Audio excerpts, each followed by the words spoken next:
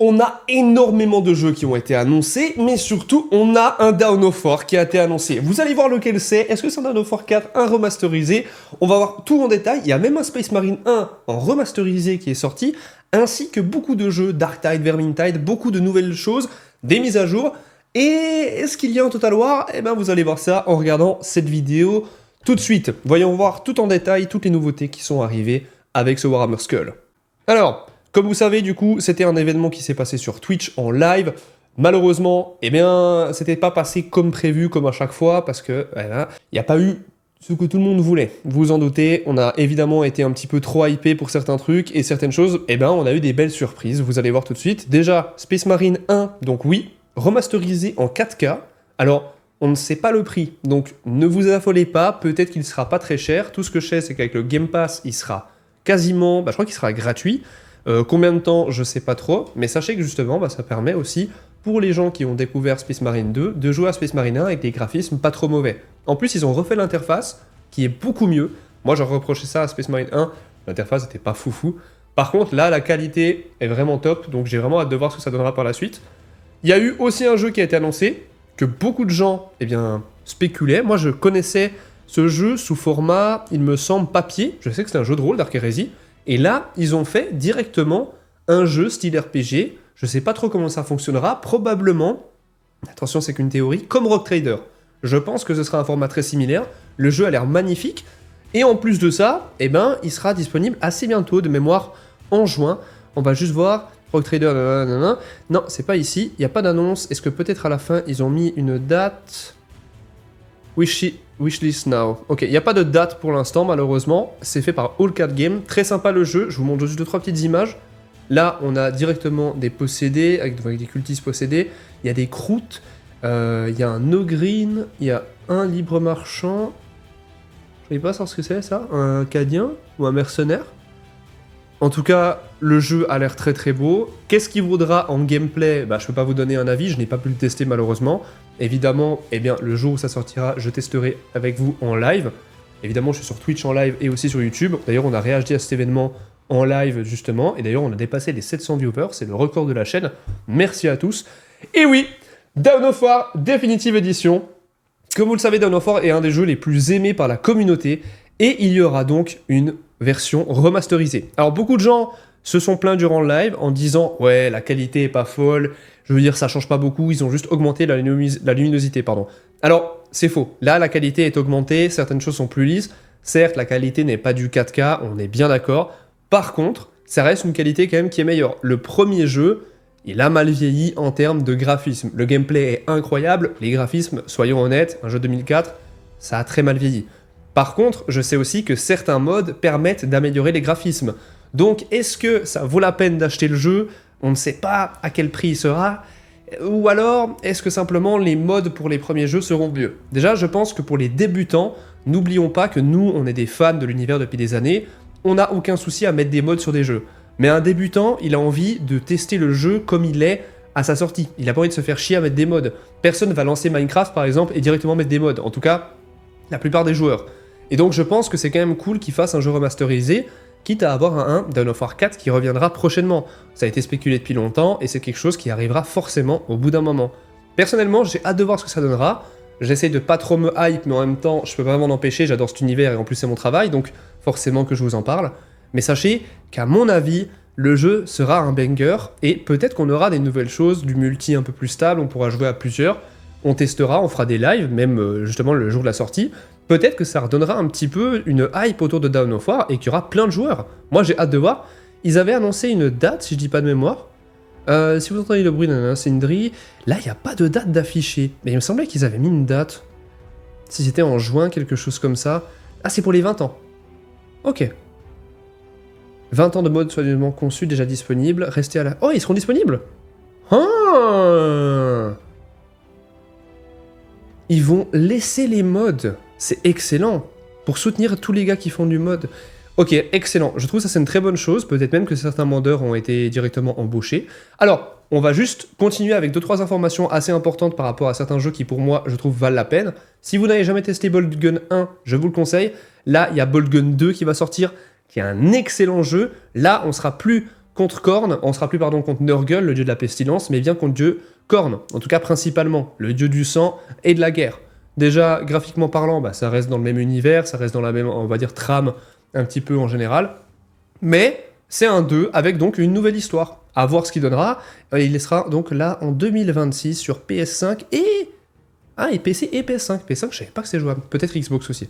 Donc là, on est avec Malum Keido, qui est du coup... qui est doublé par l'acteur qui du coup présentait le Warhammer Skull, dont j'ai oublié le nom malheureusement. Donc les images sont cool, on n'a pas forcément d'informations légendaires par rapport à tout ça, il n'y a pas l'air d'avoir de nouvelles armes. Ça j'avoue, je suis un petit peu déçu, j'aurais bien voulu voir une nouvelle arme à l'action. Pour le coup, c'est pas le cas, ce sera aussi disponible du coup sur Xbox. Écoutez, ils ont aussi fait d'ailleurs un mode assez bizarre, donc là c'est Boltgun Words of Vengeance. Pour faire simple, en fait, vous allez jouer uniquement sur PC, ce mode-là, et pour tuer les ennemis, il faut pas tirer, il faut écrire la lettre. Enfin, il faut écrire les lettres pour le tuer. Vous voyez ce que je veux dire ou pas? Par exemple, un Nurgling, c'était T pour le tuer. Là, il faudra écrire Emperor's Weapon. Et il meurt. C'est très, très particulier. Ça peut apprendre la typo pour certaines personnes, ça peut être cool, mais en même temps, ça reste un petit peu bizarre. Je sais pas ce que vous en pensez. Donnez votre avis en commentaire. Moi, je suis un peu sceptique, honnêtement. Je pense pas que j'y prendrais du fun. Après, pour les gens qui veulent apprendre l'anglais, pourquoi pas. Perso, je suis bilingue, donc je m'en bats les couilles. Mais si vous voulez apprendre l'anglais, ça peut être cool, parce que je suis pas sûr que ce soit disponible en français. En tout cas, voilà. Ah, et vous épellerez Gasgull correctement en un rien de temps, faites-nous confiance. C'est pas si mal pour ce côté-là. Bon, évidemment, vous savez qu'on est aussi là pour parler de Space Marine 2. Le mode Horde arrive. Je vous laisse juste le petit trailer à l'image, parce que là, il faut quand même qu'on voit tout ça. Il n'y a rien de spécial là pour l'instant au niveau des armes, on n'a aucune nouveauté. Un Vanguard. Mais regardez bien ça. Un Lictor. Un Carnifex.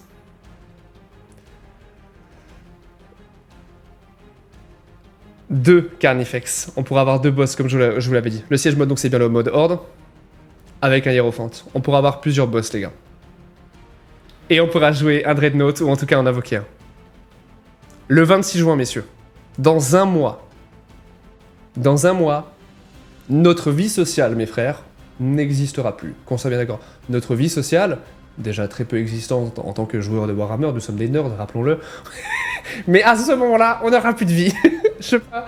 Juste regardez à quel point le jeu est cool. Là, on aura un Dreadnought qu'on pourra peut-être jouer. On n'a aucune preuve sur le fait qu'on puisse se jouer, mais c'est quelque chose qui est théorisé.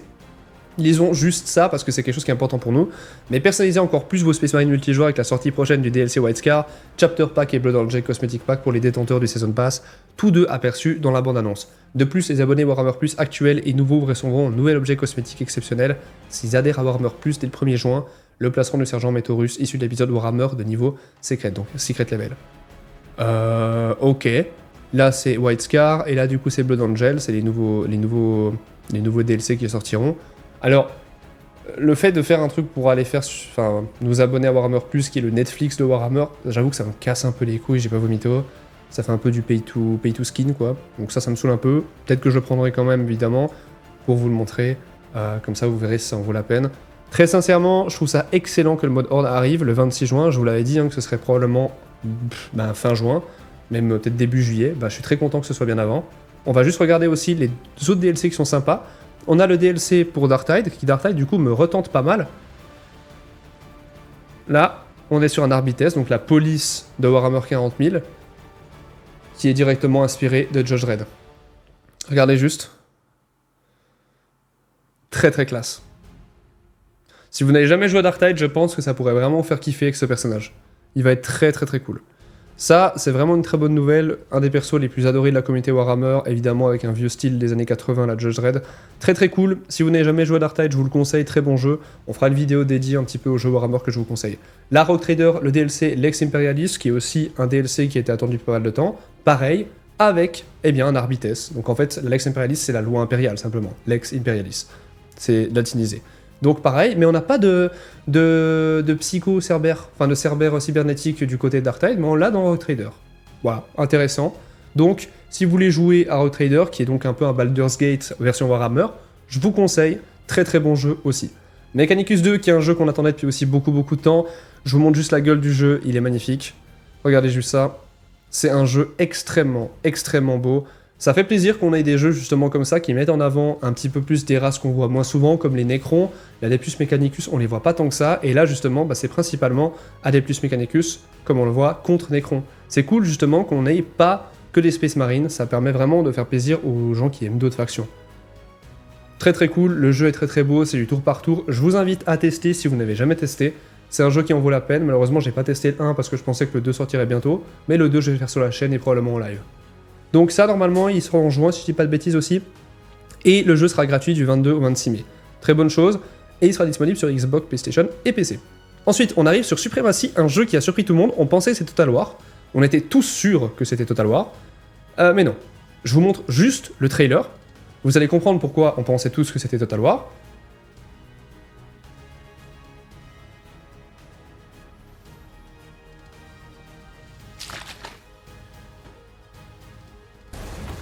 But could always improve.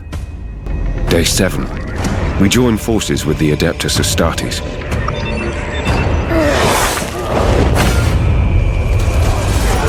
Day 12. Together, we drive back the heretics in the north.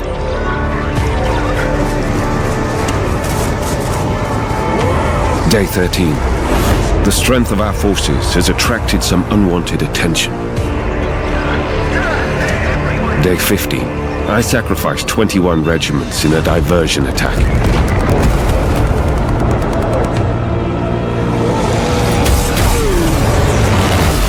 Day 17. Our allies sell their lives dearly in battle with the Orcs.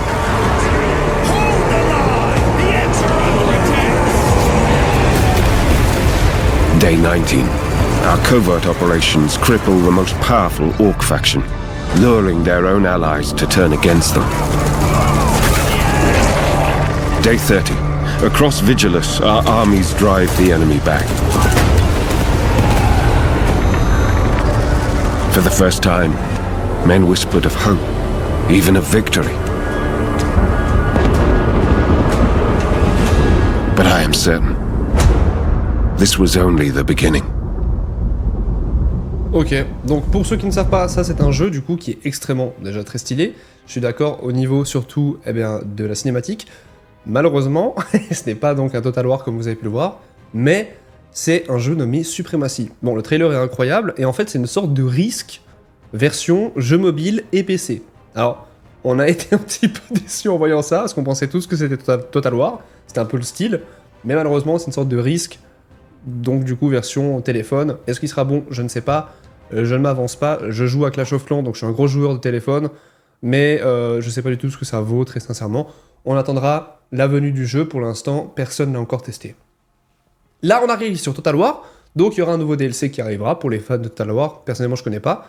Par contre, très intéressant, Rust va faire un partenariat avec Warhammer 40 000, et je suis assez étonné, je m'y attendais pas du tout, avec la Death Corps of Krieg ils ont mis, mais je sais pas trop à quoi, comment ils vont mettre ça en avant, j'ai hâte de voir. Rust et Warhammer, c'est deux jeux que j'aime énormément, donc hâte de tester. On fera ça évidemment en live tous ensemble. Speedfreaks, il sort de l'alpha, il est enfin jouable les gars, donc si vous voulez tester le jeu, c'est vraiment le moment pour le faire. De mémoire, il est gratuit. Allez tester, ça vaut le coup, c'est je trouve un jeu qui est vachement cool à jouer entre potes, surtout pour les gens qui sont pas trop fans de jeux de shoot. Là c'est un jeu de shoot, mais version surtout mobile forcément. Vermintide aussi, il y a un nouveau DLC qui sera, s'ils ont en tout cas pas menti, le dernier DLC. Avant, possiblement, un Vermintide 3. Donc très joli, le jeu a l'air cool, personnellement je n'y joue plus, donc sachez que voilà, je vais pas forcément en parler plus que ça. Tacticus qui est un jeu que j'aime énormément sur téléphone aussi, sachez que là il y a un énorme DLC qui est arrivé avec la V10 de Warhammer, simplement c'est toutes les figurines qu'on avait au début de la V10, donc très intéressant aussi. Qu'est-ce que ça vaut? Je pense que ça vaut quelque chose d'assez cool, étant donné que Tacticus c'est un jeu assez chouette. Alors je sais que tout le monde ne sont pas fans des jeux PC, enfin mobile pardon, moi j'aime bien, personnellement, donc je vais tester, le Custodes ça peut être très sympa à jouer. Là, on a Battle Sector aussi. Battle Sector, qui est un jeu aimé beaucoup par la communauté. C'est un jeu de stratégie, comme vous le savez. Alors, j'ai pas tout montré parce que les trailers sont un peu trop longs. Mais là, on a les Adeptus Sororitas qui sont sortis. Donc, si vous voulez jouer Sororitas, Battle Sector, c'est un jeu pour le faire maintenant. Très très bonne chose, c'est cool. Un petit peu du changement, on n'a pas que du Space Marine jouable. C'est cool de varier un petit peu les plaisirs. Gladius, ils ont mis que du coup, il y aurait des nouveaux packs. J'avais même pas vu, ils l'ont même pas annoncé d'ailleurs. Attends, quoi? Dans Warhammer 40K Gladius, le nouveau pack Onslaught ajoute entre autres le très attendu Viper Jetbike et le rubrique marine pour découvrir tout cet engagement. Ajoutez gratuitement Gladius à vos bibliothèques Steam d'ici le 29 mai. Oh, il est gratuit. Trop bien. Bon, bah, bonne nouvelle. Très bien, un jeu gratuit. La Blood Bowl, très sympa aussi, un jeu que je vous conseille si vous n'avez jamais testé. Excellent jeu, Blood Bowl 3. Là, on a avec justement tous les berserkers de Khorne qui sont arrivés. Je vais pas montrer le DLC parce que très sincèrement, je n'y joue pas. Là, on a les jeux justement qui sont des jeux de cartes. Beaucoup de gens n'aiment pas les jeux de cartes, mais sachez qu'il y en a deux qui sont très connus sur Warhammer. C'est Warforged pour la version 40 000 et Légion pour le côté Horus Heresy, excusez-moi. Donc, Emperor Children qui est sorti pour Warforged, avec Lucius, etc., etc. Et Légion avec justement de nouveaux DLC, avec les Ironens entre autres. Je vous conseille Légion qui est très très bien, Warforged, beaucoup de gens n'ont dit que du bien aussi, je n'ai malheureusement pas testé. Là, on a aussi donc un nouveau jeu de combat de cartes qui est sorti, qui est donc, Talisman aussi, ce qui est d'ailleurs assez bizarre, regardez. Je sais pas trop quoi penser, parce qu'on dirait pas du Warhammer. Sincèrement, on a vu ça sur le live, on savait pas trop quoi penser les gars, on dirait pas du Warhammer, on dirait vraiment un jeu qui n'a rien à voir. Donc on ne sait pas trop quoi penser de tout ça. On dirait juste que c'est Warhammer qui a tenté un jeu qui n'est pas Warhammer pour faire un jeu différent, pour peut-être attirer du monde dans Warhammer.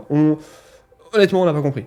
Par contre, il y a aussi un énorme artwork, donc un bouquin rempli de tous les artworks des jeux de Warhammer et de Warhammer 40 000. Très cool pour voir un petit peu comment les développeurs, mais aussi les gens qui font les graphismes des jeux vidéo fonctionnent. C'est excellent, c'est assez cool à voir en plus. Ça, j'avoue, je vais le prendre dès sa sortie. Donc c'était un petit peu tout pour les news. Comme on a pu voir, pas Total War Warhammer 40K. Par contre, il y a eu tout de même un Dawn of War et Space Marine 2 avec le mode Horde. C'est une excellente nouvelle. On en parlera justement dans une vidéo qui sortira demain de toutes les nouveautés, de toutes les choses qui sont avec le mode Horde. On a probablement d'autres infos qui vont sortir, je pense, dans la nuit, des nouveaux leaks. Je vous ferai évidemment un retour là-dessus. Si vous êtes aussi sur Bordeaux, n'hésitez pas à venir me voir le 24 mai. Je serai sur Bordeaux à partir de 1h, 2h. Donc n'hésitez pas à venir me dire bonjour durant la convention des Griffons. Prenez soin de vous, de votre santé. Évidemment, allez checker All Energy, le plus vieux partenaire de la chaîne. C'est comme ça que vous pouvez la soutenir. Abonnez-vous, likez, et si vous êtes encore là, écrivez F Total War 40K en commentaire. Abonnez-vous évidemment pour qu'on atteigne les 50 000 abonnés. Des vidéos de lore arrivent cette semaine. Je vous annonce que c'est l'Adeptus Mechanicus qui sera mis au bout du jour, ou plutôt en avant. Prenez soin de vous, santé physique et mentale. Évidemment, l'empereur vous protège. Ave Imperator. Et dites-moi tout ce que vous avez pensé de tout ça en commentaire.